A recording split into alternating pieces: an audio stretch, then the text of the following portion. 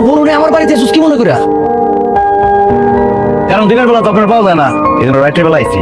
আর বনিয়া কেন আসছি সেটা একটু পরে বুঝতে পারবেন। পারবেন দেওয়া তো খাটটা পছন্দ হয় নাকি? খাতা পুরান তোর পছন্দ হয়েছে। এসিটা এসি কি চলে?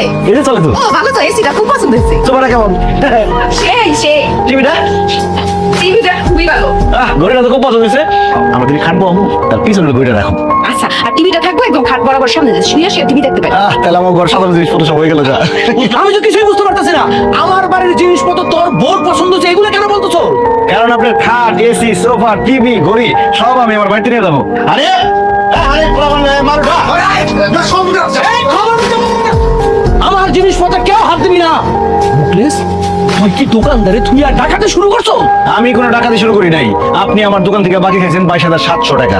অনেকবার টাকা দেওয়ার ডেট দিচ্ছেন কিন্তু টাকা দেন নাই, এই জন্য আপনার ঘরের জিনিসপত্র সব নিয়ে দাও আজকে। তুই আমার কাছে পাবি 22,700, এই জন্য আমার দুনিয়ার একটা তোমার জিনিস হয়ে যাবি। আপনি তো আপোষে আমার জামাই টাকা দেন নাই, জোর করে নিতে হইতেছে। আর জোর করলে একটু বাড়াই নিতে হয়, বাড়াই নিতেছে। না না বৌমা, আমার এত বড় সংঘর্ষ করে না। মুকলেশ, আমার জিনিসপত্র নিস না, আগামী সপ্তাহে আমি তোর টাকা শোধ করে দিব। আপনি একটা মুরব্বী মানুষ, আমার একটা কথা বলছেন কিন্তু আপনার কথা আমি বিশ্বাস করি না।